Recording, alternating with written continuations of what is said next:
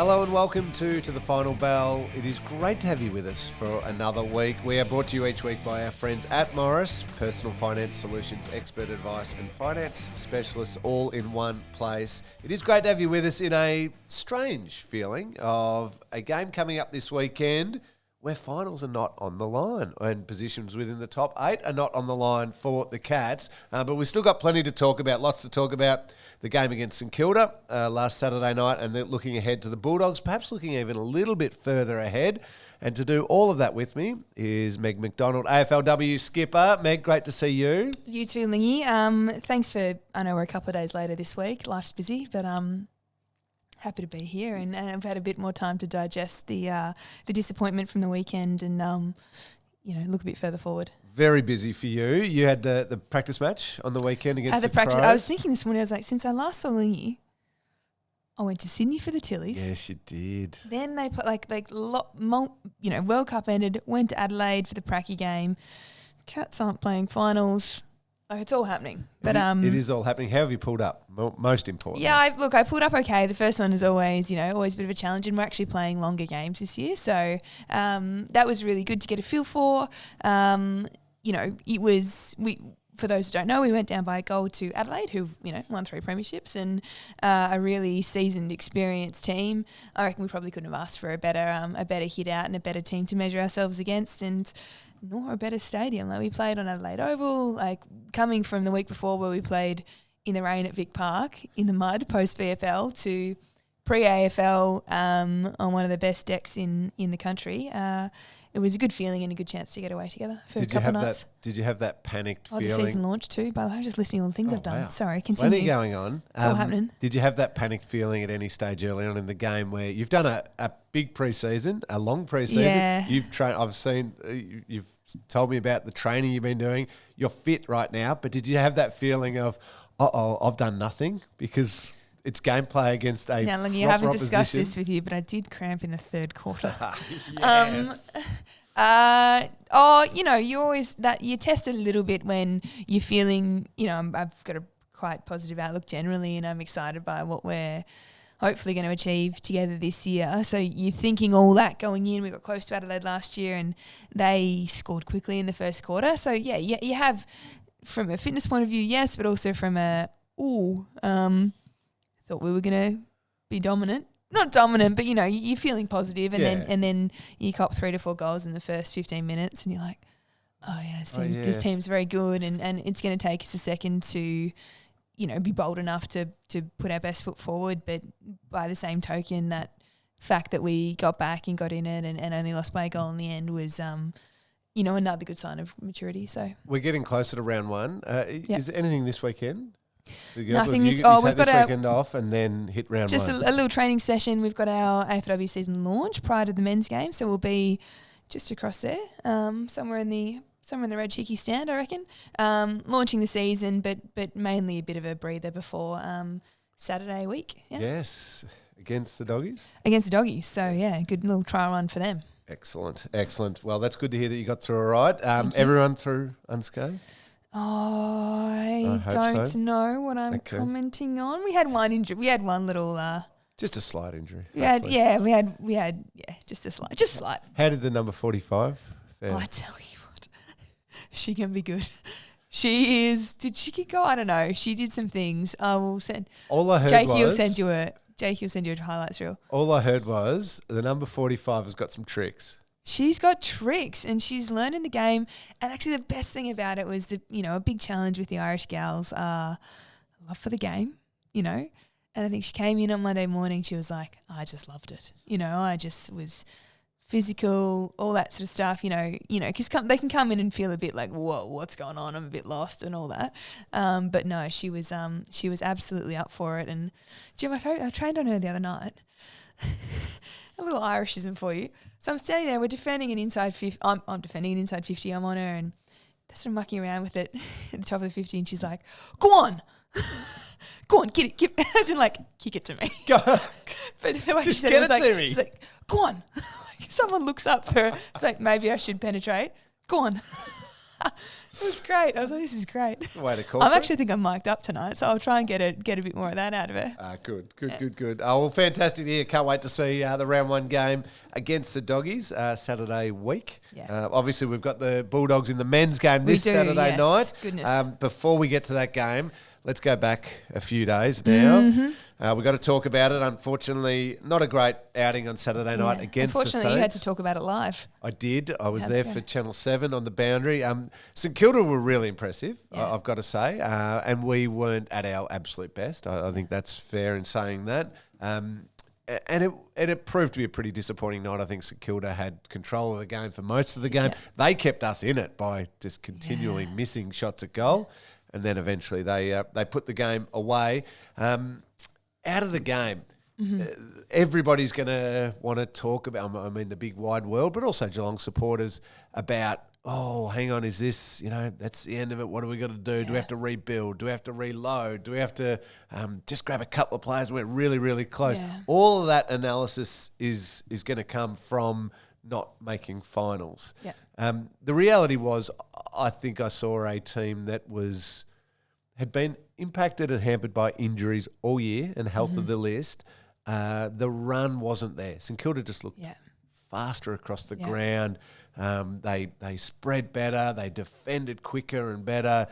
Squeezed right up. Everything that you expect from a team who's looked fresh and healthy. Yeah. Now, that doesn't mean for a second I'm saying, oh, Geelong is slow and all that. Sometimes it's just the ability to feel good in your body, physically, to be able to 100% do what your mind's telling you. Your mind's saying, I need to get across there really, really quickly. But those long, hard finals campaigns, they take a toll, and the run wasn't there. Yeah. Gosh, you just remind me of training on Tuesday night after first game of the week, and you're like, I love the idea of this drill. I know what I got to do. I'm just not there. And it looked like that. And I think some of the post analysis was, everyone's talking about the evenness of the competition, and I think what that does is exacerbates being 5% off, or physically, or more, depending on how your list is going. Really, that can blow out quite quickly on the scoreboard. As you said, we sort of stayed in a little, but it didn't look like we were running on top of the ground. No, it didn't. And through the middle of the ground, they were excellent out of the centre bounce. And obviously it was a big ask for Shannon Neal, playing in game number 4, and hadn't played in the ruck on a full-time basis, to step in against Rowan Marshall, gave their midfielders first use.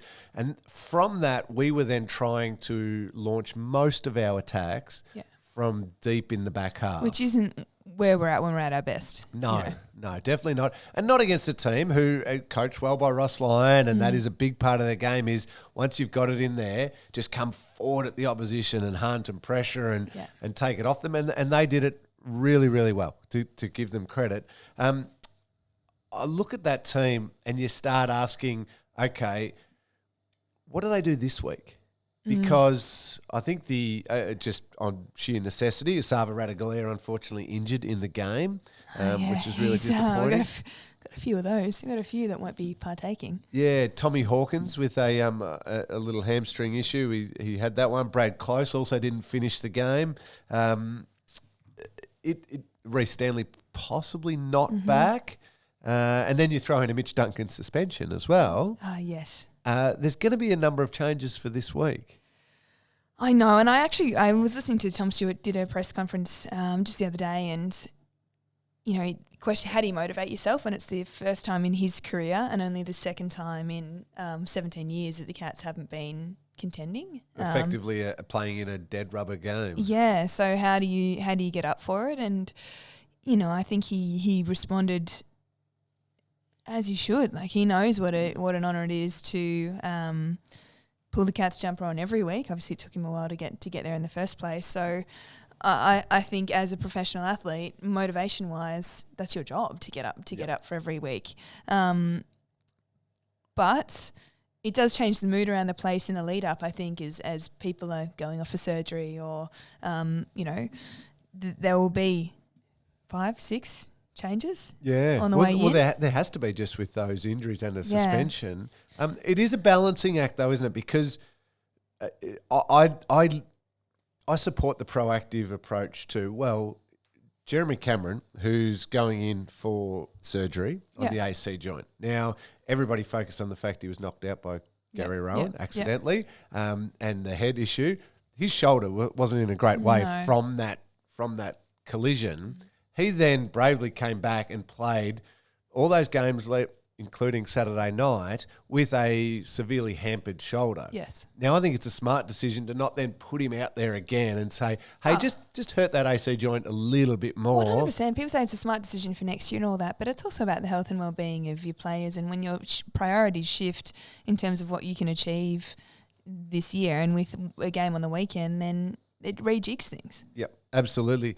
But then you proactively make those decisions. But you're right. The rest of the players that take the field on Saturday night, for their own pride, for the pride of the club, and for the wonderful supporters who come along and cheer them on, everything like that, those players still need to take the field with a mindset of absolute 100% commitment to winning that game of football. Absolutely, because there'll be players for whom it's their first couple of games. Yep. Who knows if we see a debutante, and there'll be players for whom it's their last game in the hoops. So I think, there's plenty to play for on the weekend.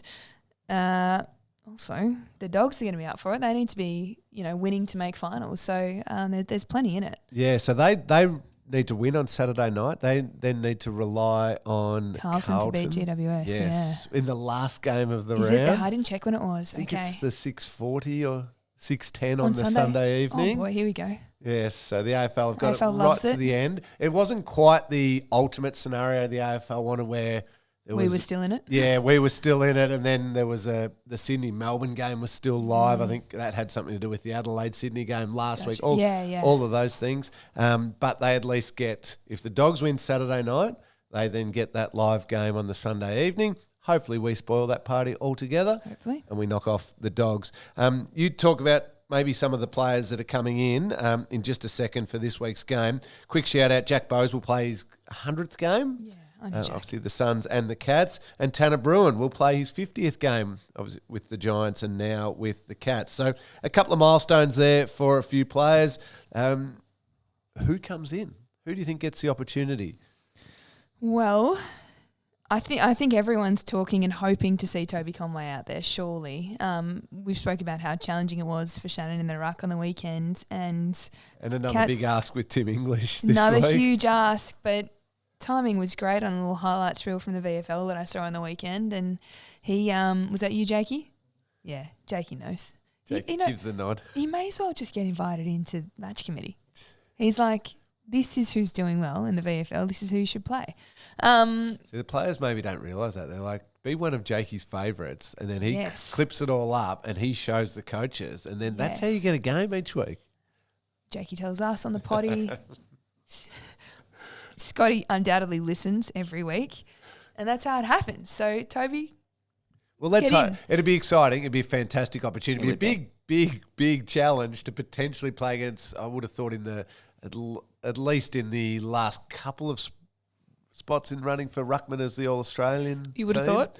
I would have thought, yes. The inside word is? We've got the final meeting on Monday. So I was going to ask you when that's all wrapped up. We had a meeting last week to start putting about 80% of shape on the team. Then we do it on Monday. So Tim English, potentially the All-Australian ruckman.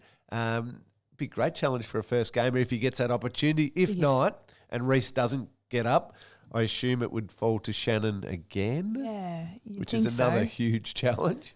For sure. But then we've got players who we saw glimpses of earlier in the year and got really excited by. I reckon they'll be coming back in. You've got Dempsey available. Yep. Mitch Nevitt, surely. O'Sheen Mullen, I reckon he'd come back in. Really keen to see whether they... Is he off half-back, or do they just give him some mid-minutes? I thought, he was in for the occasional CB during his time. Well, this probably leads us to, okay, I know we've got to have one eye on Saturday night. It's really important. They have to put their best foot forward, and it's since Sunday, 1st of July, 2005 is the last time the Dogs won in Geelong. I'd be pretty keen to keep that streak going.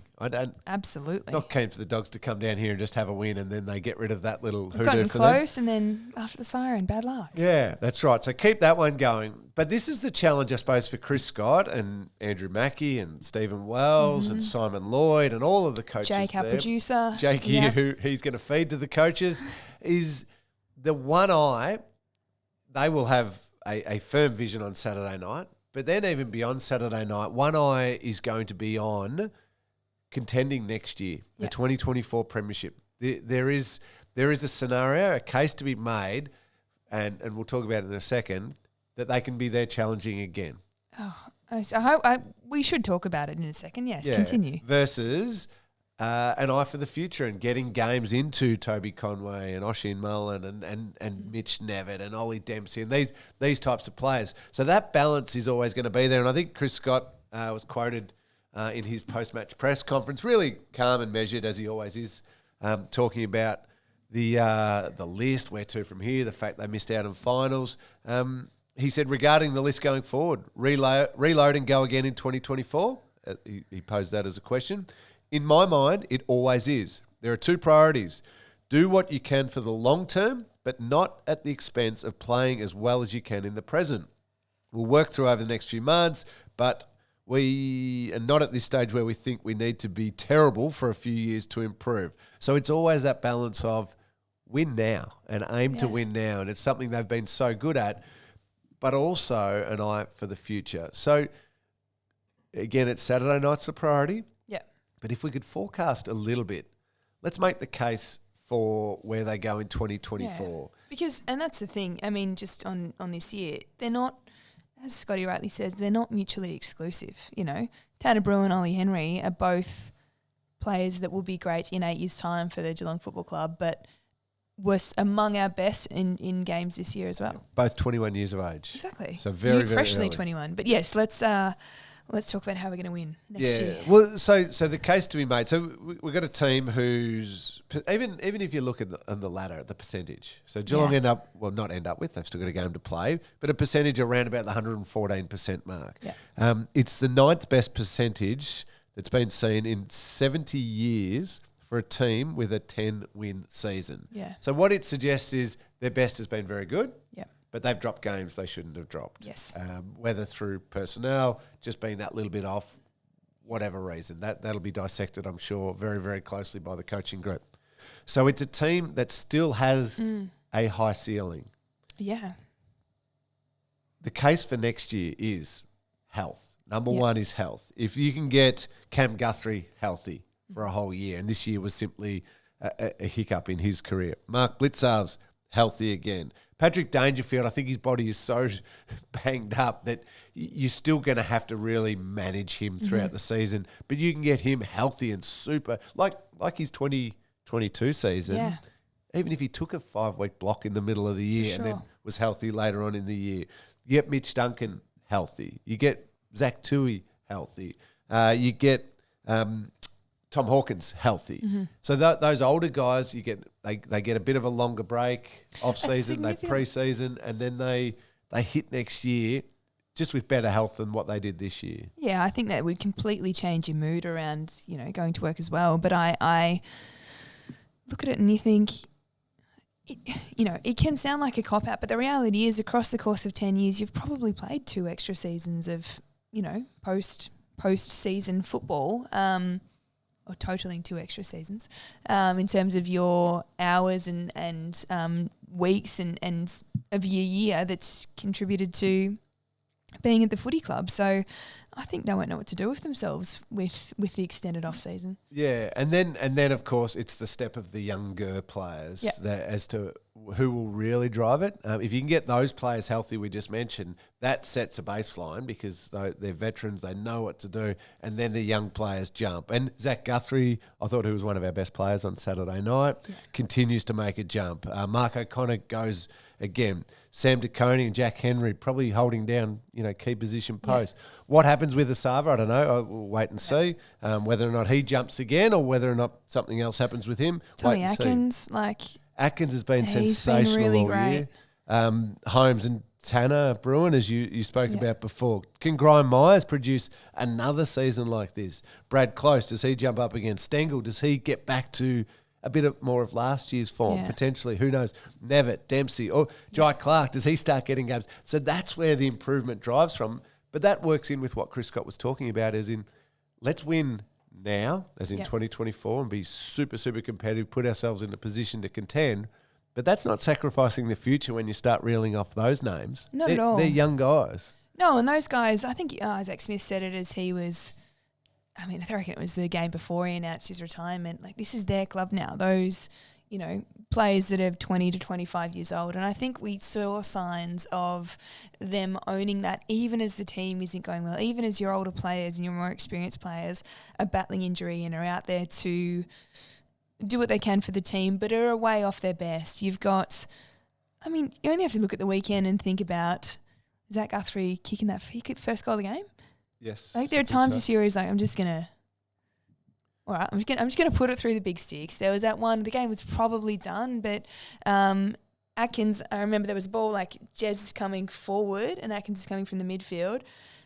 Axe is like, I'm taking this loose ball 1-2 and just slots it. I think there's a business approach at the moment to the players that have previously been the up and comers, Yeah, and that is a mindset shift of, well, okay, I can't rely on Joel Selwood getting us going and Patrick Dangerfield. It's like, no, it's our time. Yep. We step up, or I step up. I take responsibility for this moment. And we're seeing that, which is, I think, is exciting. I know this year will go down as disappointing because you win a premiership and then you don't play finals. There's a disappointment. There's a flatness feeling.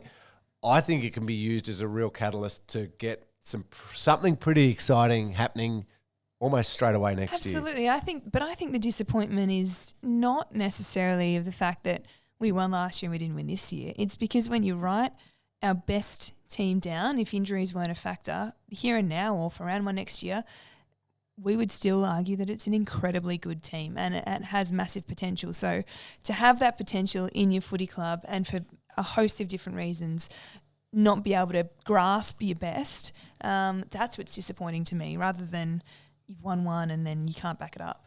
And people out there go, you can't use injuries as an excuse. Well, it's just a fact. Because so I grabbed one of Chris Scott's quotes again. So this is one from Chris Scott. We had a really good run towards the end of last year where we got everyone back and playing really well. And this year we had guys playing who for various reasons couldn't play their best because of health or injury or just whatever it was. We had a really good run towards the end of last year where we got everyone back and playing really well. That describes this year's premiership race for all those other clubs. Oh, yeah. So Collingwood were, in my eyes, they were going to win the flag by 5 or 6 goals, the way they were going.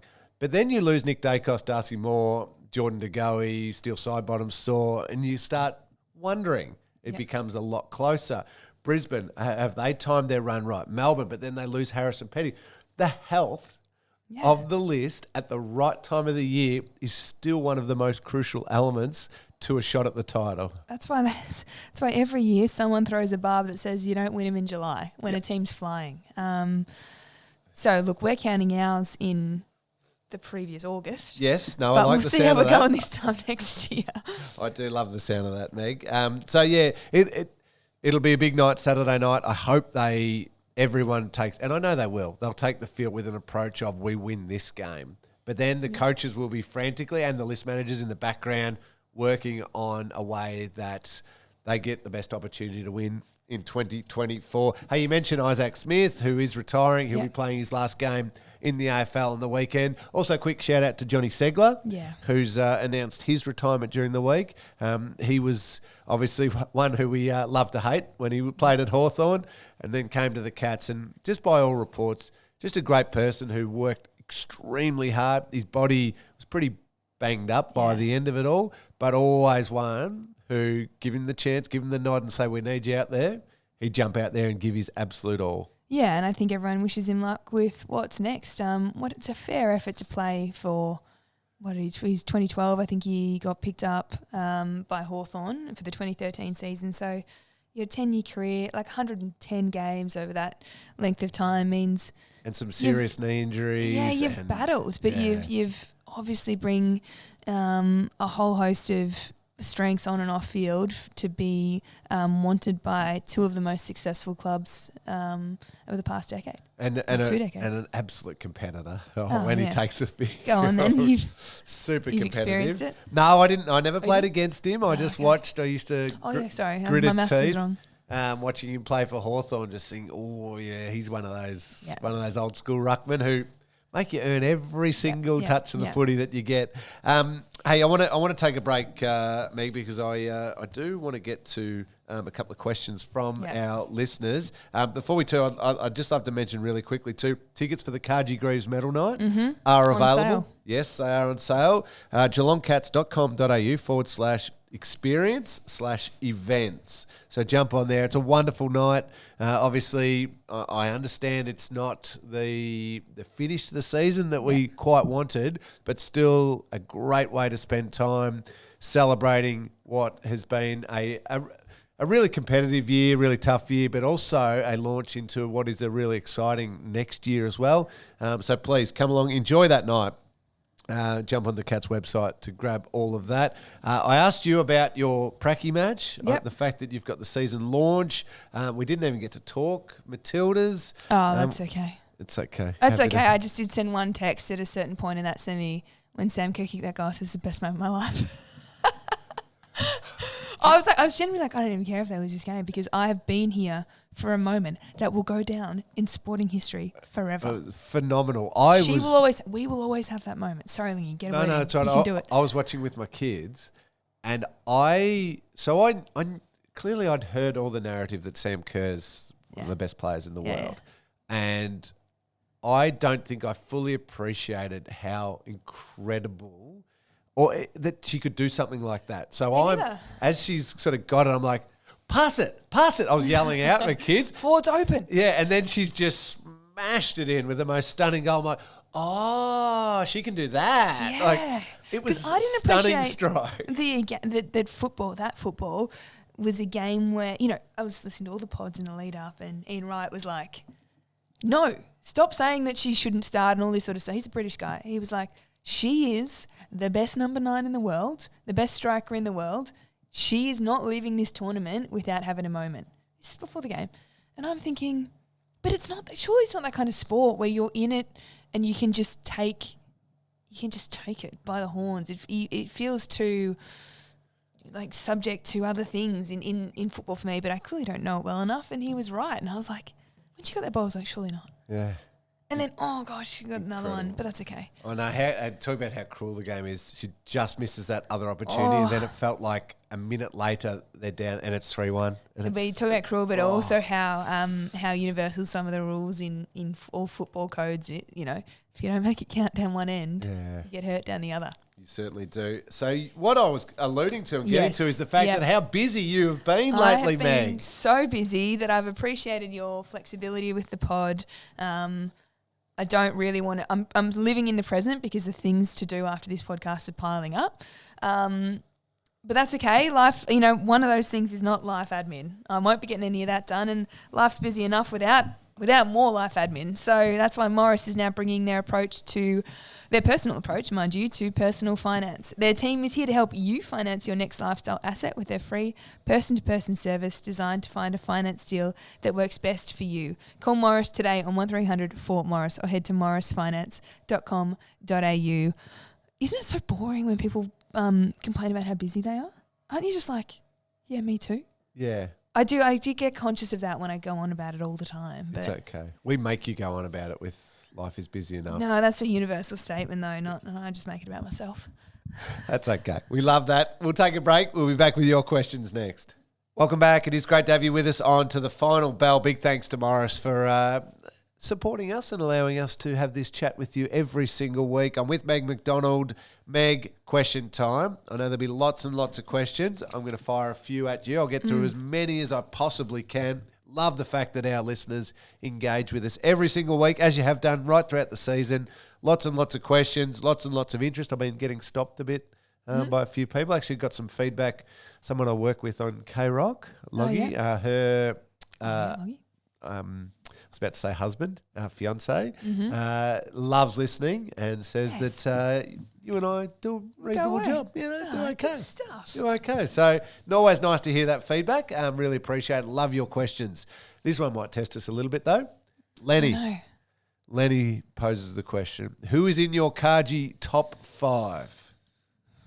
Oh, I feel like we touch on this each week, but it changes. Who would I reward? Okay, who's number 1 for now?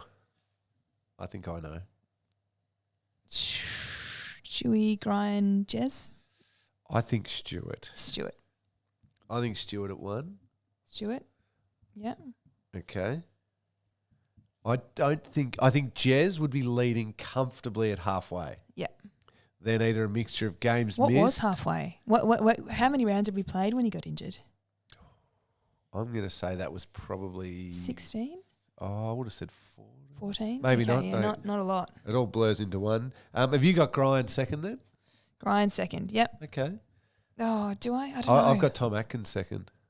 Okay. Consistency over the year. And then I reckon, and this is going to sound unfair, I've got Jez at 3. Yeah. Because I think he will just get max votes. He will, and then he'll still get a few votes later on in the year. Then Grian at 4. Yeah. No argument here. I hear you. Zach Guthrie at 5. Yeah. Consistency. Am I kidding myself? No, that was those were my 5. Okay. Possibly a different order. Who else is going to pop anyone up? we're missing there? Feel bad if I've left somebody out Tom Hawkins had a really good season up to a point and was probably in All-Australian contention for a big part of the year. Yeah. Might cost himself a little bit later on. I've gone blank on the rest of the team. Who's in? If you've gone blank, look out for me. Sav would have polled some votes early in the season. Yeah. I think he was up there in the coaches' votes. I think Tanner Bruin will get votes at different times, but over the course of an entire year, I don't think he'll end up top 5. I agree. What about down back? Anyone else? Oh, I suppose we've got Tom Stewart and Zach Guthrie in our top 5s. Yeah. I don't know that. I think the Henrys will take votes at different stages. Yes, good call. Well, I think Jack had a month where he was probably top in the votes, and Ollie's kicked 30 odd. Close to 40 goals. If he kicks more goals, he might even break past 40 goals this week, which has been a terrific season. I think, Lenny, some combination of Tom Stewart, Tom Atkins, Jez Cameron, Grian Myers, Zach Guthrie. Yeah, he didn't ask us to order them. Good call. All right, well done. Very clever, Meg. Right. This just has Stewie going in your Monday conversation. Are you allowed to say? He is certainly in the mix. Okay, good. Had a lot of discussions around him, a lot of discussions around Grian.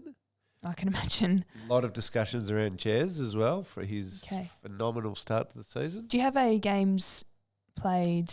There is a minimum that you must play. 16? Why have I gone blank on this? It might be 15. Okay. But yeah, there's only been, I think, 2 players who've played the minimum number of games and still made it. And it was Gary Ablett Jr. in the year that he basically was best on ground for 14 weeks straight and then didn't play another game. And I reckon Nat Fife might have been the other one. Yeah. Cool. So there is a minimum number. I just can't remember what that number is. Jesse asks, Tanner Bruin likely played a more meaningful role this season than planned because of injury. How has this helped his game and what kind of player can we expect him to become? Great question, Jesse. Hopefully it's a little bit what we spoke about in the first segment. Yeah, I was going to say we touched on what we're thinking. Yeah. Let's just hypothetically pretend for a second that Geelong are sitting on top of the ladder defending their premiership with a top of the ladder run and didn't have a single injury and played every single game, and the midfield was a flying Dangerfield, flying Blitzarves, Guthrie, all of that. Well, then does he get a look in? The fact is Tanner Bruin would have had 5-minute bursts in the midfield and played maybe sort of a half forward role, maybe through the bench, maybe they looked at him on a wing occasionally and then a little bit inside. The fact that he has played genuine big midfield time, centre bounce, inside mid time, it's going to be good for his development. If in say next year, 2-3 years time, stats wise, what's a great Tanner game? You know what I mean? Like, is it a 38 or is question. it 30 and 2 goals? Yeah, or? no, more than 30 and 2. Let's say he does elevate to that type of level. I think he's the player who I hope, and give me the 30 and 2 For sure. guy over the 38 touch guy any day of the week. I think he can do that. He's such a beautiful kick. He's such a dynamic runner. Yeah. In the games where he's appeared confident, he takes the ball, moves, and goes forward with it to either look to kick a goal if he's in range or to kick it inside forward 50. Off both legs too. I love him rolling out on the left too. Yeah, so I think he has those weapons in his game and the strength inside to go with the game outside as well. For sure. So Jess, I reckon that's definitely what's happened with Tanner. A great question there. Michaela says, where do you think Jack Bowes will end up position-wise? Where does Mitch Duncan play? Yeah, good question. Wing, halfback. I think he's one of those. Little minutes in the middle just to change a look up. Yeah, I don't at the moment see him off halfback as a permanent thing. So I think he's a bit of a winger. A winger, give it a bit of everything. I feel I agree with you, Meg. He's a winger, but could at times roll back into from the wing to be that set-up release player. Yeah. Obviously, you can't do it at the centre bounce, but you can do it around the ground. And also need a goal player. Sometimes a bit of a push forward and off the wing. I mean, not starting forward. Yeah, and can be that really important kick inside 50 as well. So I think, Michaela, that's that type of position. It's a good call you say about Mitch Duncan. He's a nice replacement for Mitch. And he's going well if you are. Let's hope he has the same career as Mitch Duncan. That would be very, very special. Eric's next up, and this one's for you, Meg. Favourite/underrated player so far from the 2 practice matches, the match sim against Collingwood and the practice match against the Crows on the weekend at the Adelaide Oval. These questions always make me nervous because I worry that I repeat myself and I say only the same players. But, okay, a couple of things I liked. In my neck of the woods, I think Chantel Edmondson is one of the most skillful players on the field for us, and yet still set the tone in both with her defensive acts and score involvement. So I think if we can work out a way to get her more of the ball, which is the challenge every season, then her impact will be really high. And I actually, the reason I mention her is because I think that is a position that is as yet underrated and underdeveloped in AFLW. You're Mitch Duncan-esque kind of player, like a really great user off halfback. I think often the defenders in W that get rewarded and recognised in All Australians and that sort of thing are your intercepting kind of lockdown, not necessarily who am I giving the ball to, who am I just feeding. So I like that role's coming to the fore. As we said before, Aisling Maloney. Look, I don't know that she's not necessarily a guarantee to play round 1, but the glimpses are so good that I'm like, get her in there.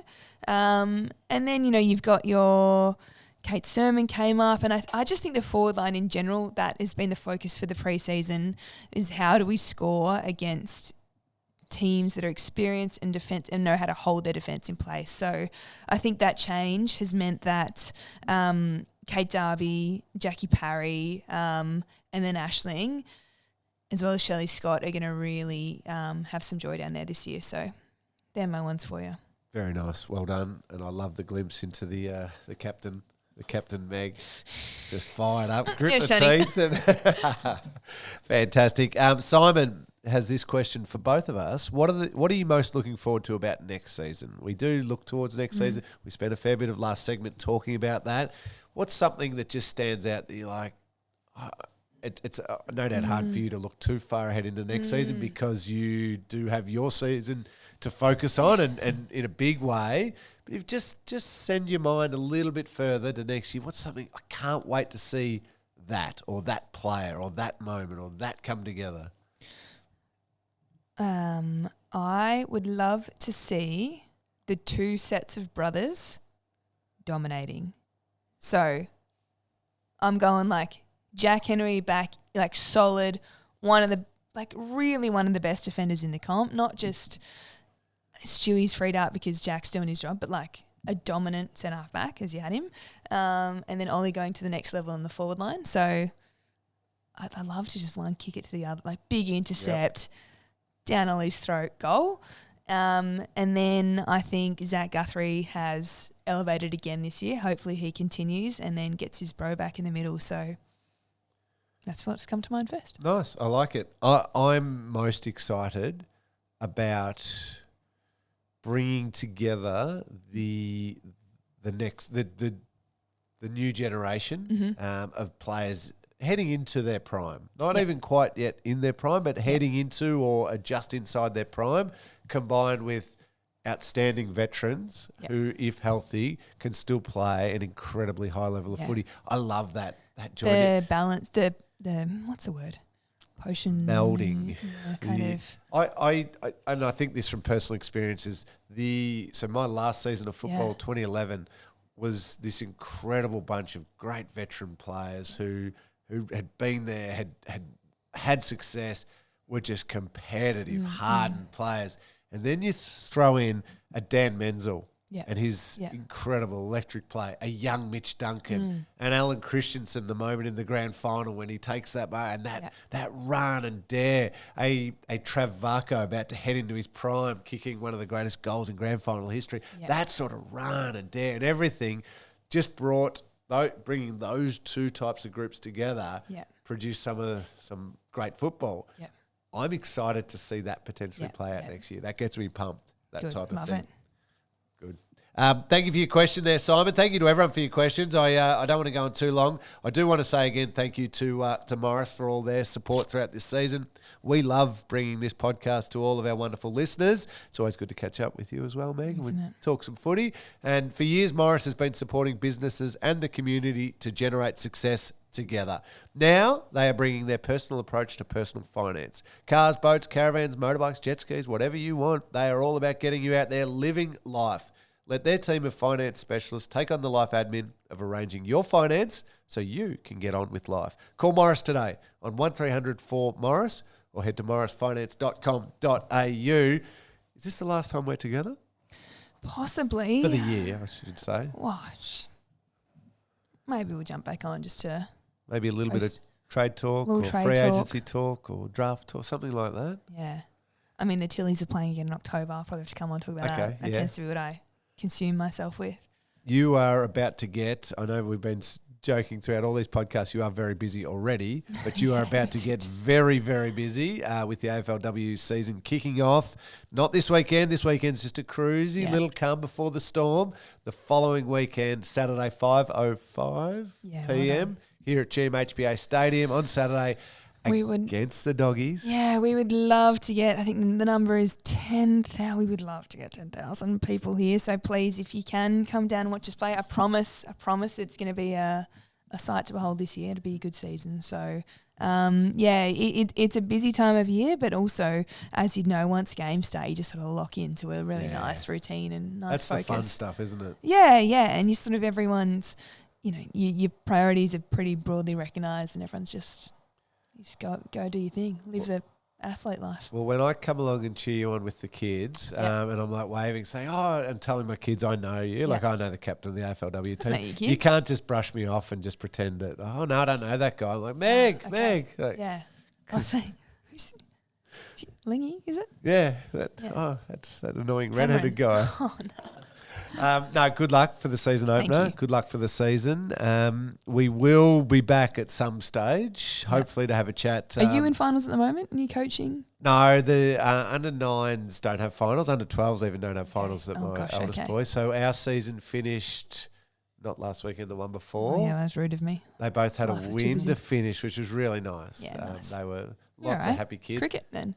Yeah, pretty much conversations have turned straight to that. Mind you, they're still, because the big footy's on, they are still very much in footy mode, and they are arguing with me as to why they can't keep playing, and they don't realise that I'm not the one who makes the league rules and sets the fixture for junior football across the entire region. Yeah, but it's my fault that they're not playing. Fatherhood. Yes, fun and games. Saturday night, Cats take on Dogs. Let's go. here, 7:25 p.m, GMHBA Stadium. Let's hope we send Isaac Smith off into the into his wonderful retirement with a win. Hawthorn and Cats champion. A really good opportunity for some young players to show to the coaches, hey, this is what I can do.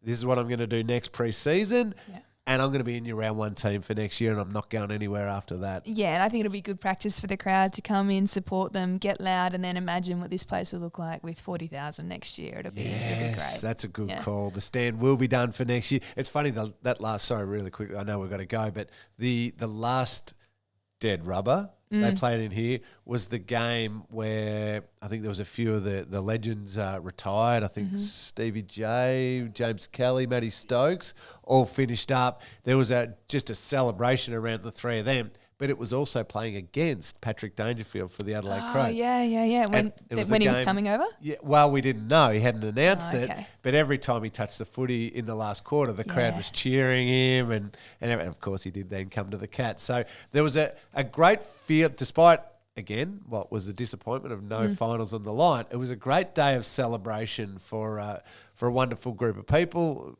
players. Let's hope we get that on Saturday night. We'd love the boys to be playing in the finals. It's not happening, but we can still show how much we appreciate and love them and support them, and hopefully knock off the Doggies on Saturday night. Sounds like a plan. Then you can knock off the Doggies the following week, and all's good. We've great. A double win against the Bulldogs. Meg, great to spend the year talking footy and talking the Cats with you. As I said already, good luck for the AFLW season. Thanks, Lingy. It's actually been just a joy each week, so thank you for welcoming me on. Oh, no worries at all. Thank you to all of our listeners out there. Love your questions, love your support throughout the entire season. We will be back at some stage, and hopefully they let the two of us come back next year. Yeah.